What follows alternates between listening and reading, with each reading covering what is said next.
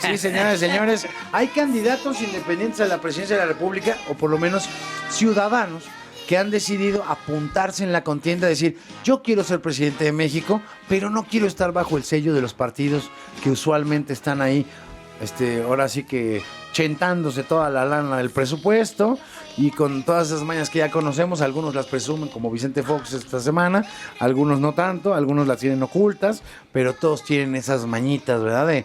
De pues depender del presupuesto, digamos, ¿no? De esa gran ubre nacional que significa el presupuesto. Y estos tres personajes que están sentados aquí en la mesa, lo cual me da mucho gusto saludarlos, dicen, yo quiero ir bajo la figura de independientes, que es, les van a pedir los apuntes de historia, tu ADN 1, 2 y 3, ¿no? La declaración de tu abuelita cuando naciste. 3 libros leídos. Pedro Ferriz de Con, ¿cómo estás? Bien, ¿cómo estás, Enrique? Gerardo Fernández Noroña, ¿cómo estás? Muy bien, buenas tardes al auditorio. Y Emilio Álvarez y Casa, ¿cómo estás, Emilio? Buenas tardes, un saludo a los hueseros que van ahí en la tarde en el auto, un abrazo. Que vayan preguntándole a la gente, a los hueseros, aquí doña Jovita va a estar estamos muy pendiente de Jovita. Las preguntas, claro del que hashtag, sí. Los independientes en el hueso, y ahí van lanzando sus preguntas, pero rudas, ¿no? Tampoco queremos suavidades, ¿verdad?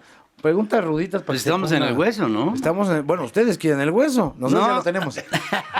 Pero este es con W. A lo mejor por ahí podríamos empezar, fíjate. Ya llevamos 2 sexenios de hueso. No queremos el hueso, es lo que menos queremos. ¿Por qué quieren ser presidentes de México? Esa sería la primera gran cuestión. ¿Por qué un ciudadano de repente se levanta un día y dice, ¿sabes qué, ma? Hoy quiero ser presidente de México. Cuando toda la gente está hasta la madre de los partidos, del sistema político, etcétera. ¿Por qué un ciudadano dice, no quiero partidos detrás? Pues eso mismo se le pasó por la mente a Enrique Peña Nieto en algún momento, ¿no? Habrá dicho, ¿sabes qué, ma? Quiero ser presidente, y llegó a serlo. Lo mismo le pasó a Calderón, lo mismo le pasó a Fox, lo mismo le pasó a Zedillo, nos vamos para atrás. Lo mismo le pasa a cualquier mexicano que por el hecho de serlo puede votar y ser votado.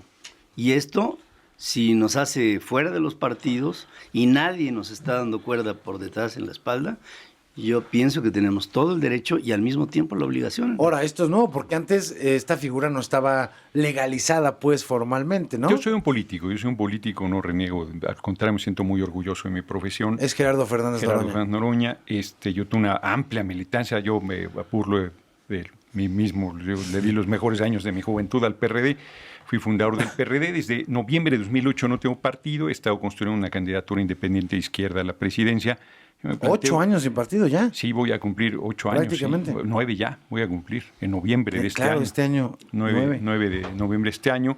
Y yo me planteo 3 hazañas. Ser candidato a la presidencia, que está difícil sin partido, porque requieres 1.5 millones de firmas. Te piden 832,000, pero como son muy trácalas los del INE, 1,5 millones. Luego te van a contar para como no en Coahuila errarlo. y no manches, ¿no? Y luego ganar la presidencia sin partido, que está complicadísimo. Sí, 2 de la vela y de la vela 2, decía mi abuela, así cuentan. Y abrir un nuevo camino para la humanidad de México. Yo estoy convencido que hay que cambiar el sistema económico. Entonces yo soy de profesión político, reivindico la política, creo que debe la gente participar en política y que debe estar al servicio de la gente. Emilio Álvarez y Casa. Mira, Enrique, te lo digo en 3 ideas. En mi trabajo recorriendo el país en defensa de los derechos humanos, yo ya me cansé de ver gente llorar en este país. Gente que tiene familiares desaparecidos, gente que es víctima de extorsión, gente que está buscando justicia y no la encuentra. La segunda es, apostamos a la transición democrática y pensábamos que el PRI era un partido político. Y tarde y mal descubrimos que es una cultura política que ha permeado en general una partidocracia que hace las cosas igual. Se apoderaron de nuestro dinero, de nuestras instituciones, nos traicionaron y me parece que no nos merecemos esto. Y la tercera es porque esencialmente este país funciona porque todos los días hay gente que se para a darle desayunar a sus hijos porque se va a trabajar aunque transporte 2 horas y ahorita va 2 horas de regreso a su casa, o porque tiene la esperanza de que sus hijos tengan una situación mejor que la que vivieron ellos. Y esa gente en la que yo me encuentro, yo no he militado en ningún partido político, creo que tiene todo el derecho de responder de manera propositiva a la crisis de representación. Yo he viajado y le he preguntado a la gente si se siente representado por los partidos políticos en México. La mayoría dice que no. A la mayoría no le gusta lo que pasa en el país Y casi nadie cree que México es un país libre de corrupción. El diagnóstico es más o menos claro, Enrique. El problema es que no estamos teniendo una respuesta, ¿no? ¿Creen los tres que estamos en un país, ahora sí que, citando al clásico, que está al borde del despeñadero? Como dice... mira lo que pasó hoy con la intervención, ¿no? El espionaje contra periodistas. O sea, es que es la más acabada expresión de un gobierno autoritario que, en lugar de defender, investigar las muertes y amenazas a periodistas y defensores de derechos humanos, utiliza los recursos públicos para espiar a los periodistas, a sus familiares y defensores. Cada licencia que consiguió el gobierno mexicano para espiar a estas personas, a Carmen Aristegui, a Loret de Mola, a Mario Patrón del CDH, a todos, 1.4 millones de pesos. Subió al tren, ¿no? Dijo que también ella 1.4 millones de pesos. Acá sea cualquier político. Nada más yo creo que Emilio Álvarez y Casas se queda corto en una parte que seguro compartirá, que es que te espíen como opositor es totalmente ilegal. Que te expíen como voz libre es absolutamente abominable, pero tú sabes que estas cosas pasan, no deben suceder y hoy están desenmascaradas. Pero que espíen a tu hijo menor de edad es un acto infame. Ese es un acto. La muestra de dónde quiere llegar. Pero es un menor. Sí, es un menor. No, tu esposa todavía es un adulto. Pero si es una vileza, eso te plantea que los tipos tienen tal nivel de perversidad que estaban viendo a ver qué metía de patas ya el muchacho para chantajear a su madre. No, eso sí ya es, me parece. Es totalmente fuera de lugar. Aparte, ¿saben qué? Que yo pienso que me lo decían hoy en las redes sociales, algunas personas que me comentaban, es que todos los países, sus gobiernos tienen estructuras de espionaje, de acuerdo. Nada más que ¿para qué? Para aquello que haga que el Estado funcione mejor. Es decir, temas de seguridad nacional. Temas de seguridad nacional, pero no enemigos, opositores. O sea, si Gerardo se le avienta a Peña Nieto, en el momento en que Gerardo se le avienta a Peña Nieto, o yo, Emilio, o quien sea, ya lo veríamos. Lo veríamos como los ciudadanos lo veríamos como un ejercicio de libertad. Como lo de Álvaro Delgado. O tú, Los Pinos, ¿no? Sí, claro. O tú, Enrique. Pero en ese momento no te conviertes en un enemigo del Estado, te conviertes en un enemigo del presidente de la República. ¿Te pasó a ti? Me pasó a ¿Con mí. el presidente actual? Y no estuve en Cancún porque incluso las estructuras de lo que estaban denunciando no me consideran como que a mí me pasó. Pero yo he sido intimidado y mi hijo ha sido intimidado igualito que el hijo de Héctor Suárez, igualito. Ahora, este tema es muy delicado. Yo creo que es un tema también global, es decir, se está normalizando y ese es un tema que nos ocupa como país desde hace buen rato. Pero global, ¿hasta qué punto? Pero se está normalizando la violencia. Yo me estoy echando del caso Snowden, el espía de Estados Unidos. Pues Wikileaks, ¿no? Panamá Assange. O sea, porque es relativamente ingenuo, si digo sin ninguna mala intención, plantear que el espionaje se hace para seguridad. No es cierto, es un puro pretexto. Es como las revisiones en los aeropuertos. Hombre, desde el ataque de septiembre, del 11 de septiembre, nos someten a los ciudadanos tratan como si fuéramos delincuentes y los delincuentes gobiernan el país. Bueno, el éxito no de solo los en gadgets, México, sino yo diría que en el mundo en general hay una crisis de la representación, es cierto, aunque yo no comparto el discurso despolitizador, porque mira, casi nadie critica que 16 mexicanos concentran 143,000 millones de dólares. Ese es tema. Porque la pobreza, la miseria, la desesperanza, la desigualdad, la injusticia social que se vive es en buena medida gracias a esa concentración de riqueza y al sistema económico dominante que vivimos. Si hay niños pidiendo limosna, eso no solo es problema de los políticos corruptos. Si hay adultos mayores que no tienen pensión y jubilación, eso no es solamente un problema del sistema político descompuesto. Este es un sistema... Yo no he escuchado a esos 16 grandes empresarios que salgan a decir, espérenme con esa reforma laboral, espérenme con esta desmantelamiento de los derechos de la gente, espérenme con estas violaciones a derechos humanos. Yo no los he oído que digan para nada, esta boca es mía, porque esta estructura les favorece, particularmente estos 16, y no estoy hablando en contra de la iniciativa privada, estoy hablando contra este sistema económico voraz y rapaz que concentra la riqueza en unas cuantas manos. Y termino el comentario, 8 en el mundo concentran más de la mitad de la riqueza producida por toda la humanidad. Entonces, no es un problema solo de la estructura política, sino también fundamentalmente la estructura económica desde mi punto de vista, y por eso mi propuesta es construir un nuevo camino para la humanidad de México. Social, claro, porque absolutamente. Mira, tú hacías una reflexión que yo creo que tenemos que analizar. hemos llegado a un punto, hablabas de un punto crítico, ¿no? Muy, muy difícil de nuestro país. Los que estamos aquí en esta mesa, yo creo que yo soy de mayor edad, ¿no? He visto el deterioro de mi país que nos ha llevado a una franca decadencia. Ahora, se roban la lana, engañan en elecciones, hacen lo que quieren con el país, lo toman como un botín, pero aparte de todo, no proponen ideas que le den continuidad, planeación, buena inversión, programas de gobierno que verdaderamente cambien la vida de las personas. Acabo de regresar anoche de California. Mi hijo está allá porque aquí no lo dejaron vivir. O sea, lo hostigaron justamente por asuntos de carácter de espionaje. ¿Saben cómo vive la gente en California? Yo entiendo que también hay indigencia, como en todas partes del mundo, pero la gente tiene dinero en la bolsa, tiene un buen vehículo, tiene una buena casa, tiene un buen trabajo, tiene buenas vialidades, tiene buenas comunicaciones, tiene seguridad, tiene planes de gobierno, tiene procesos ecológicos, respeta a la diversidad de género, se vive tranquilamente. Y no vi en el fin de semana que estuve ahí ningún vehículo que lo fueran siguiendo 3 coches de guaruras para que se baje un pobre mozalbete estúpido a una tienda y que lo cuide una nube de guaruras. O sea, mis reyes. Mis reyes, de los que aquí pululan, empezando por las propias autoridades gubernamentales. Enrique, ¿por qué el tema de hoy es emblemático? Porque es un gobierno cometiendo delitos. Sí. Y eso es lo emblemático del caso. No es que no supiéramos que espían. Exacto. No es que no supiéramos que no grababan. Aquí la diferencia tiene 2 características. La primera es que se demuestra fehacientemente que tienes un gobierno criminal. O sea, lo que está haciendo es un delito, ¿no? Y eso es una evidencia que te pone como botón de muestra cómo piensan, cómo actúan, cómo hacen. Es decir, los que tendrían que ser defensores de la ley, los que tendrían que ser los guardas del Estado de Derecho, son los criminales. Y eso es solo una muestra de cómo han venido. Y lo segundo es, no podemos perder de vista que eso es un botón de muestra de la regresión autoritaria que estamos viviendo. O que no se ha ido, el fenómeno, los avances que tuvimos pero que no logramos y que hay que tener absolutamente claro, eso sí no hay discusión, que ahorita estamos en una absoluta regresión autoritaria y que esta muestra obliga a que tengamos claridad de que el gobierno de Peña ha mandado múltiples señales, esta es la última, que no tiene no solo apego a la ley, sino que está dispuesto a violar la ley. El fenómeno del incumplimiento de un actor, el Estado cometiendo delitos, que roba, que engaña, que tiene los casos de los gobernadores, ahí están los Duartes, ahí están los Yarringtons, que era el nuevo PRI, por cierto. Están los que están ahí están los criminales, momento. Ahí están.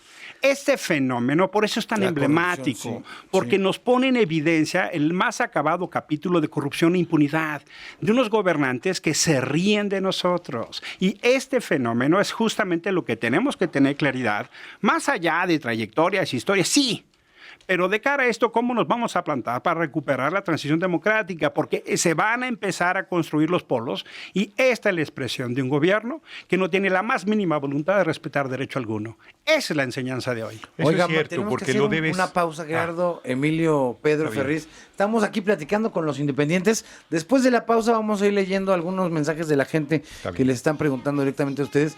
Y a mí me gustaría entrarle pues a las soluciones, porque creo que sí, ya sabemos qué está pasando. El diagnóstico es compartido. Pero también sabemos, por otro lado, que la gente cada vez se aleja más de la política o de lo que significa política porque está cansada, porque pareciera, ¿no? Y esto es muy importante, creo que desmenuzarlo, que solo decimos cosas negativas, ¿no? Es decir, es que el gobierno es...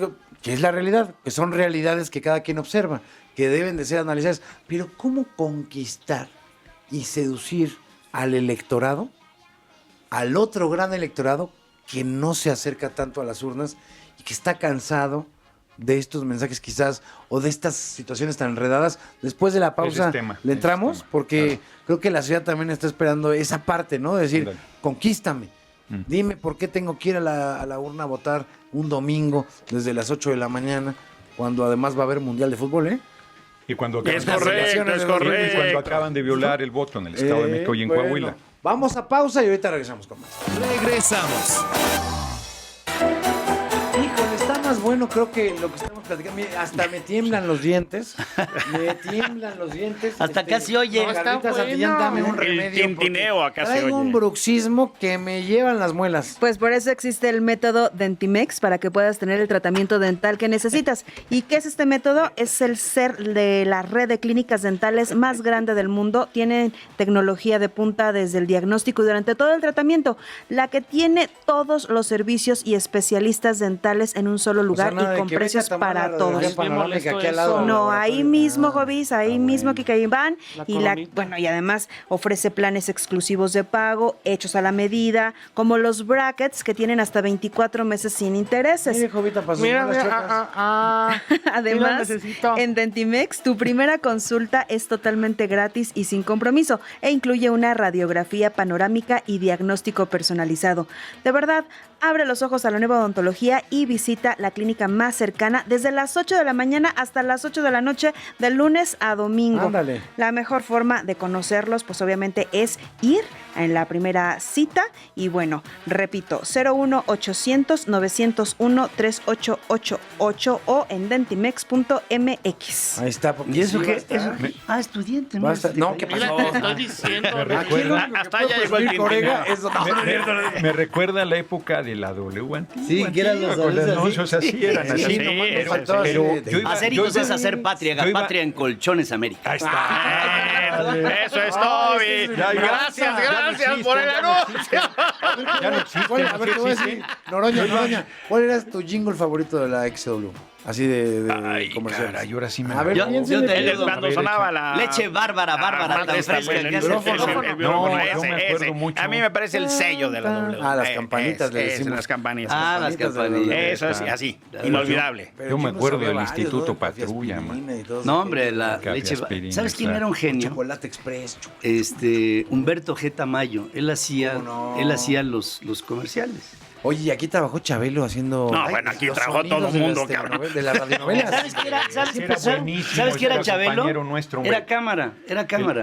Y un día llegó don Emilio Azcárraga Vidaurreta y le dijeron a Chabelo, hazle a don Emilio como le haces de niño. No me están molestando, quién sabe qué. Empezó a hablar como niño. Imita a Chabelo bien, Pedro. Sí, si lo vas a invitar. Si lo vas a invitar. Ya, guates. Entonces, lo oyó, don Emilio dijo, venme a ver mañana, te voy a poner un programa de niños. Así era antes, era como así, pum. El Tata era el imitador. Claro. El imitador del pájaro loco de Pues hacía Don Gato. Pues sí. Hacía Don Gato. Oye, Benito. Benito, que era buenísimo. Pero los llamo al orden. Vamos a ver. Yo ya iba con... Enrique, Yo ya iba con mi papel, hacha. ¿viste? Sí, porque yo ya iba con mi hacha lo de las elecciones, Oye, porque pero ese es el tema. Yo quiero compartir, a ver si compartimos con Álvarez y casi con Pedro Ferriz, porque si compartimos, de veras sería un avance grande. Pues vayan juntos. No, espérate, eso, espérate. Vamos por partes. Ándale, ya está. Vamos por partes. Mira. No. Yo creo, de verdad creo que para la izquierda, lo digo para la izquierda, las elecciones están cerradas. Yo sostengo que sostengo que la regla es si pierdes, pierdes y si ganas, pierdes. De veras, lo del Estado. Si pierdes, pierdes y si ganas, pierdes. Sostengo que el fraude no solo la compra del voto, todas las formas tradicionales y las trapacerías que vimos de las malas sumas. No. Sostengo que a la hora de la captura, el resultado que te da, ese es el que se decide quién gane. No el resultado. Ese es el tema. Yo de verdad creo que es el tema. Termino, no me voy a alargar. El Estado de México es un ejemplo claro, aunque en Coahuila se le hicieron al PAN. En Coahuila se le aplicaron al PAN. Decidieron, en Coahuila, no, el PAN iba solo en Coahuila. Decidieron al PAN no dejarlo pasar en Coahuila y decidieron, que era muy importante la elección del Estado de México, mandar un mensaje, porque eso desalienta. Si ves lo del Estado de México, la gente dice, ¿para qué voto? Si se pone el que no gana, ¿para qué voto? ¿Y para qué participo? Si ellos, con su visión perversa, desalientan la participación de la gente, y yo lo que sostengo no es abandonar la vía electoral, nada más faltaba. Creo que hay que abrirla. Esa es mi posición política frente al tema de las elecciones. Mira, Enrique, en el caso del Estado de México, ahora hizo unos materiales para justamente demostrar cómo desde el gobierno del Estado de México y el gobierno federal se ha venido dando un método de concesiones con OHL. Bueno, aquí lo platicaste con aquí lo nosotros platica el ciclo, ¿no? Justamente este mecanismo perverso de utilizar el poder, el dinero, las elecciones y el poder. Y justamente en ese ánimo de cómo se ha ido prostituyendo la acción del gobierno del Estado de México y del gobierno federal. Y el ciclo fue la demostración muy clara de cómo a lo largo de estos años se ha venido generando una serie de complicidades para esto, para comprar voluntades y romper, hacer pedacitos la equidad del voto. Ahora, hay un hecho grave y uno se dice, ¿dónde quedó la autoridad electoral?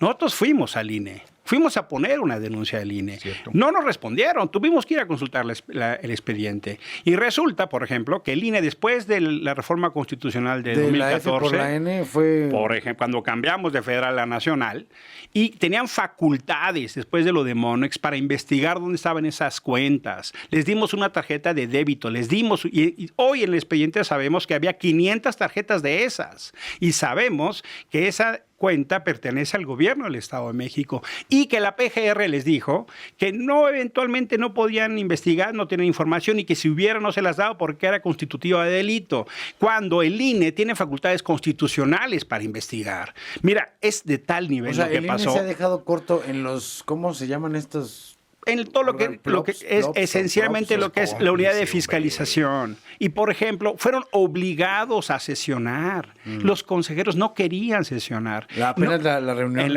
En las elecciones del Estado de México, en las de Coahuila, en las de Nayarit, en las de Veracruz, porque no están entendiendo que son un instituto nacional. Se quedaron en el Instituto Federal. ¿Y cuál es el tema grave? Que entonces el árbitro está en duda. El fenómeno de irnos al 18 con una autoridad que no está viendo fraudes, que no está viendo elecciones de Estado, que está siendo omisa. Ya no hablo de la autoridad del Estado de México o de Coahuila, que fueron absolutamente sumisas, entregadas cartaportafolios. Lo que estamos viendo es un INE omiso. Y eso es un tema gravísimo en términos de lo que está discutiendo. Bernardo Barranco, extraño Ugalde. Bueno, Bernardo lo dijo con toda claridad. Yo aclarando lo que dice Emilio, a mí no se me hace que el INE esté en duda. A mí se me hace que tenemos la certeza absoluta de que no opera como una institución ciudadana que debiera ser de entrada objetiva e imparcial. Ahora, vamos a subirnos en un dron, ¿no? Y vamos a ver las cosas desde arriba. A ver. Yo veo que hay un proceso de globalización que se está dando a través de las redes en todo el mundo, la comunicación global, lo que hoy los muchachos ven y... ¿Ves noticieros, mija? ¿Los ves en la tele abierta? Le pregunta Pedro Ferriz a nuestra pasante de 22 años. Sí. ¿Ves un noticiero en la tele abierta? ¿O ya te enteras de las noticias durante todo el día? Todo el día. Háblale acá. ¿Eh? Todo el día. Todo el día. O sea, ya cuando llegan a decirte tú ya sabes. Ajá. Eso que está pasando... ¿Cómo te llamas, hija? Kenneth. Kenneth. Ay, le contesto yo, ¿eh? Oye, tienes la voz muy ronca, papá. Oye, Kenneth, ¿qué vocecita te cargas? No, pero... Llámame Maxi. Pero, mira, eso que está pasando con Kenneth y pasa con millones de seres humanos en el planeta, lo que nos está llevando es saber dónde están algunos pueblos y a dónde van algunos pueblos. ¿Cuáles son los dos países eje de América Latina? Los dos países, para mi gusto, los dos países eje son Brasil y nosotros. ¿Qué está pasando en Brasil? Corrupción. Tumban a una mujer por corrupción y el que entra a suplirla también lo van a tumbar por lo mismo. Hoy no tumbamos a un presidente por corrupción, se va a ir por corrupción. Bueno, va a durar. Va a durar hasta que termine su sexenio. ¿Quién sabe? Podemos obligarlo a renunciar. Ese es uno de los temas. Bueno, está bien. Y sin violencia. Pero lo que creo es que los que estamos en esta mesa todos tendríamos que empezar a darnos cuenta de que estamos en el punto más bajo. Ya nos pasó lo peor. Punto sin retorno. ¿Quién sabe? No, yo quisiera pensar que hay un horizonte claro.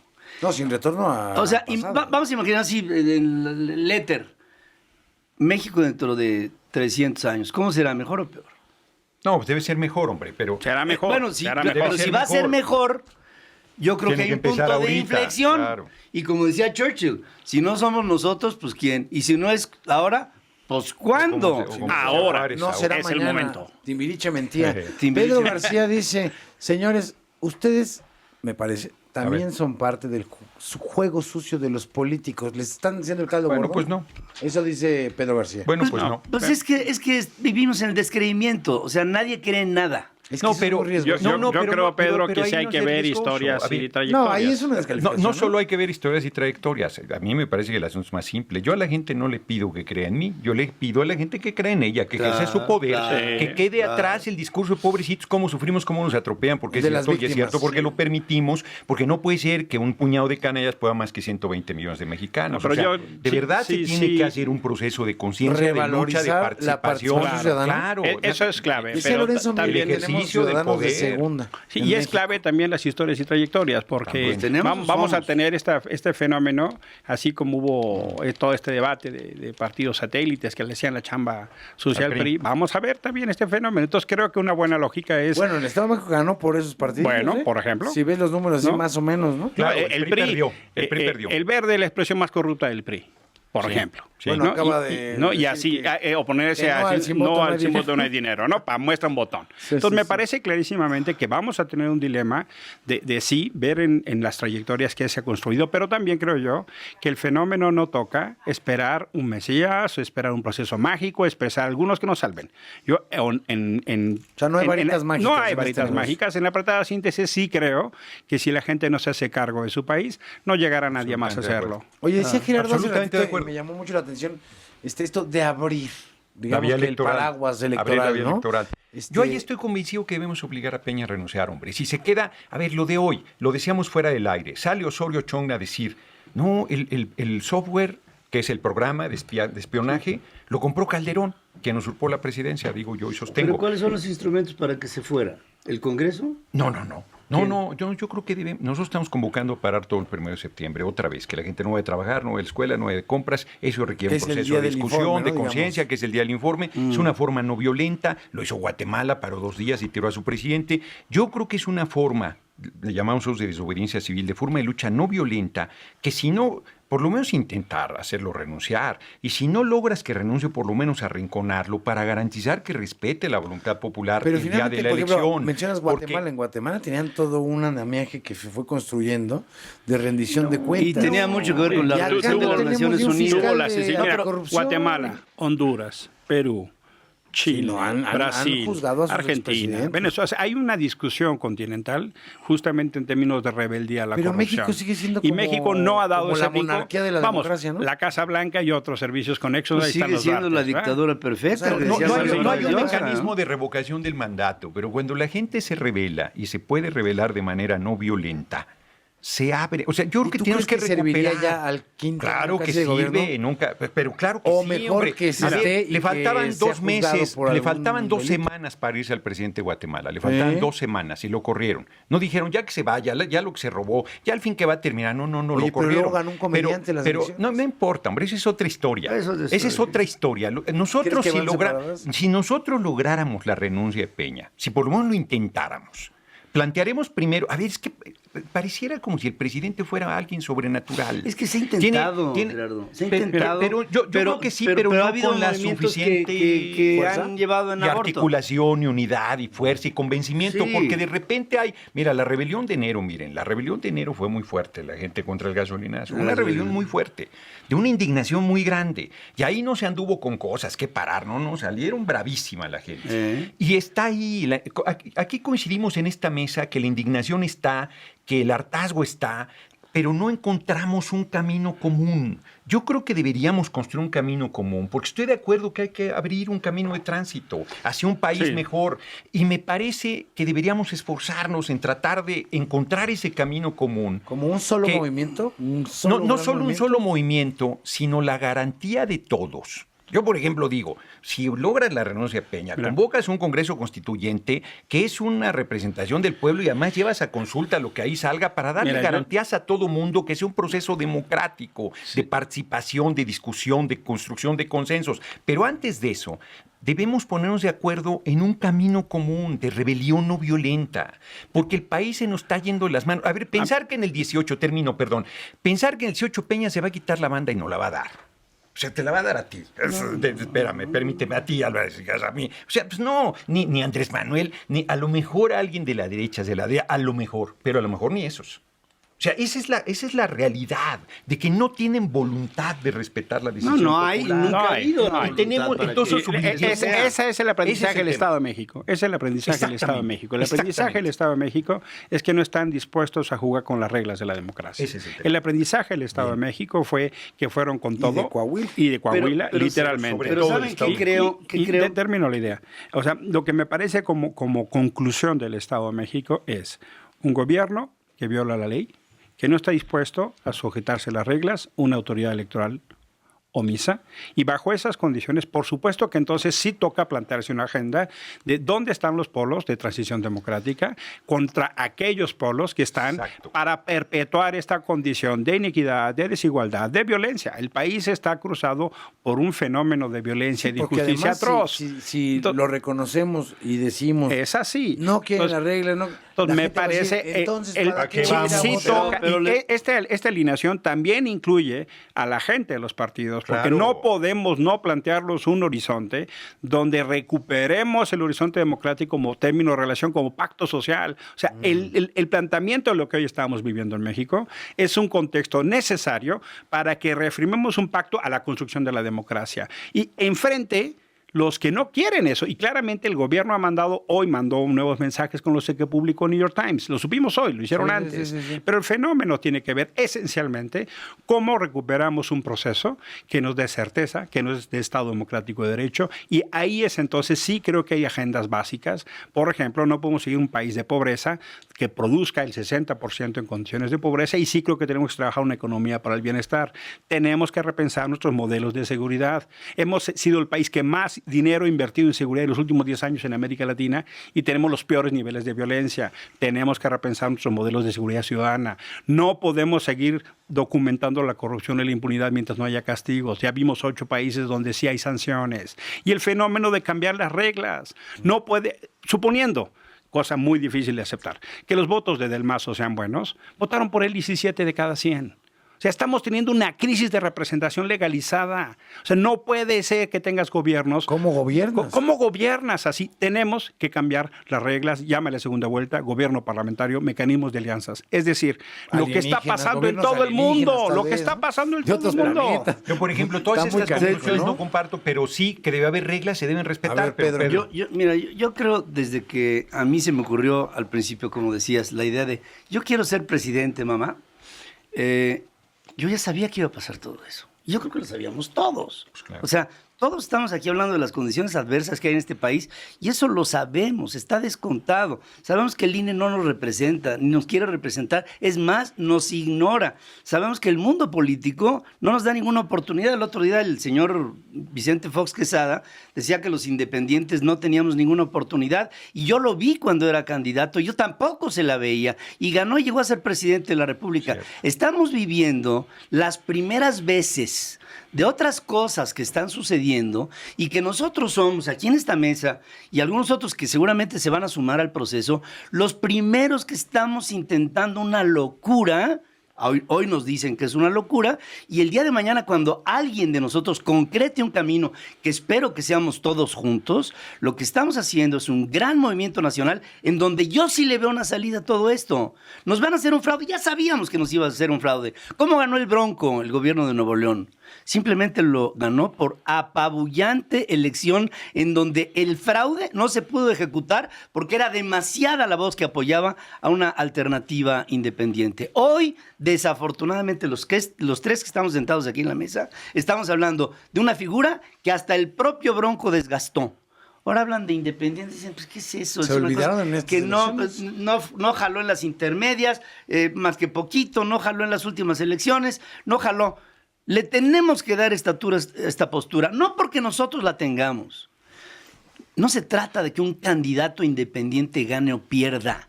Se trata de si el país está preparado para que haya algo diferente a lo que nos ha dado mierda en los últimos 100 años. O sea, hablas de oferta, lo que decía. Yo creo que es más complejo, porque no es un asunto... A ver, puede ser un candidato a un partido, ¿eh? No, yo sostengo que no se respeta el voto.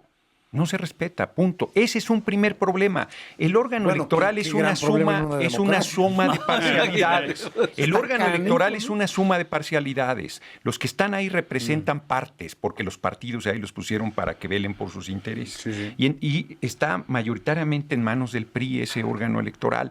Ugalde, que es terrible, ahí está su libro, así lo viví. Pues sí lo extrañas comparado con lo que está haciendo Lorenzo Córdoba. Pero bueno, es terrible, es trágico. Es trágico, pero no es un tema de personalidad. Es un tema de que, exacto, que están envilecidas, que vivimos tiempos canallas. Por eso yo insisto que debemos construir un camino para abrir esa vía que yo sostengo está cerrada. Pedro dice, si la votación es muy amplia, yo creo que no. Yo creo que no es un problema de amplitud de votación, sino que hay una predeterminación de no respetar la voluntad popular de la gente. Pase lo que pase. Yo sostengo que ese es el problema. Sostengo que, o sea, a ver, hice yo una crítica abierta al observador. Dije, a ver, si realmente piensas que el problema es de amplitud de votación, haz la más amplia de las alianzas, para que entonces no quede duda del triunfo y del... Pues no, porque no es así. No es así. Y además no es un tema de pragmatismo. Mira, hay temas, casi todo lo que hemos planteado aquí, pensando los tres diferente, porque pensamos diferente. No hemos en este momento pero puesto... Han coincidido en el eso es a donde quiero ir. En el grueso hay temas clave. Voy terminando. Eso es a lo que yo quiero ir. Que esto pasa en las sobremesas de miles de casas. Sí, eso es justo lo que pero está no pasando. solo eso. Yo creo que, presupongo, que aquí hemos hecho un esfuerzo por plantear nuestras coincidencias y no nuestras diferencias, nuestras preocupaciones comunes, porque estamos agraviados igual que cualquiera. O sea, es que, mira, sí toca. Yo me parece que lo fundamental es en el pensarse, más allá, y acepto la pregunta que nos hacía la persona que habló, nosotros ya sabemos qué vamos a hacer en el 18. Quien nos escucha, ¿ya sabe qué va a hacer en el 18? Generalmente la gente no lo tiene claro. No, y menos o porque no se siente representado, o porque lo que se acaba de ver. Tenemos que superar el síndrome que rige la política de este país, que es la de cuotas y cuates. Tenemos que generar una condición para que tengamos manera de construir un horizonte democrático y que no estés aterrado porque te van a cobrar derecho de piso, que no pasen cosas como las de Valeria, que un señor subió a su hija para protegerla y la entregó a su asesino, y el gobierno del Estado de México salió a justificarlo. O sea, ese tipo de cosas no pueden ser el horizonte de este país. Que son además lo que le preocupa a la gente en la calle. ¿Qué es lo que le preocupa a la gente? Te vas a subir al pecero y te van a robar la quincena. Y por eso me parece indispensable que pongamos en el centro lo que está viendo y viviendo la gente, porque hay una distancia notable entre lo que se discute en nuestra Cámara de Diputados, en la Cámara de Senadores, las burbujas, y lo que pasa con la gente que va en un señor en bicicleta para que no se moje su hija. Porque la gente sí está pensando en un cambio, pero no encuentra el camino. Porque no, o sea, es cierto, es obvio, es de perogrullo. Pues claro que a la gente le importa que no la asalten, que le alcance el salario, que están liquidados sus derechos laborales. Exacto. Y todo lo que las decisiones que se toman. Que se nos acaba el tiempo, reeditemos la mesa y hagamos un ejercicio periódico para ir revisando de aquí a un año que falta para el periodo electoral. El 18 se construye hoy, es hoy. Por eso, en este año que falta para la elección, pues pongamos un granillo. Te dejo una reflexión, algo así, ¿no? En mi caso, yo llevo 19 meses oyendo un catálogo de lo imposible. Este país, todo el mundo, en todas partes me dicen, esto no se puede. Y si estamos aquí sentados, los tres, es porque vemos que hay un reducto posible. Porque si no lo hubiera, y si no lo formáramos, si no lo trabajáramos, entonces pues nos iríamos a hacer otra cosa. Es como una gran alianza ciudadana, digamos. No estamos siendo aquí para llegar al vacío. De compromiso, de discutir el país, de no solo decir, a ver quién va a ganar, o no es un partido de fútbol, decir, ¿por quién vas? ¿Por el América o por la Chivas? No, sino por la cancha, qué cancha va a ser. Hay que cambiar el país. De reflexión. Francia ya dio enseñanza. Ya me van a cortar el Corea del Sur dio enseñanza. Gracias, Enrique. Gerardo Fernández Noroña, gracias. Pedro Ferriz de Con, gracias. Placer. Pero sobre todo, gracias a ustedes que nos escuchan.